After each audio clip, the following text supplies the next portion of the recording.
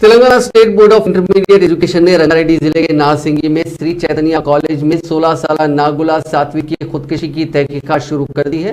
Board के secretary ने हुक्काम को फौरी तौर पर वाकये की तहकीकात करके रिपोर्ट पेश करने का हुक्म दिया है।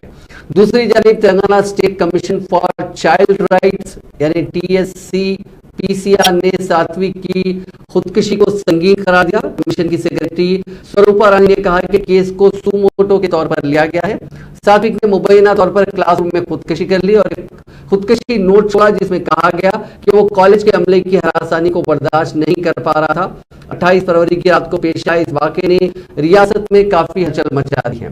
फारूक नगर शादनगर के रहने वाले सात्विक ने 10वीं जमात में अच्छे नंबरों से कामयाबी हासिल की थी। उसने बाद में श्री चैतन्य कॉलेज में इंटरमीडिएट ज्वाइन किया। उसने MPC ग्रुप लिया था। वो हॉस्टल में पढ़ता था। तमाम सात्विक को उस हॉस्टल में कई तकालीफ का सामना था। उसने अपने वालिदैन को इस बारे में बताया था कि उसे ठीक से खाना नहीं मिल पा रहा है और पढ़ाई के औकात में लेक्चरर्स और वार्डन उसे हरासा कर रहे हैं और उसके साथ मारपीट भी कर रहे हैं।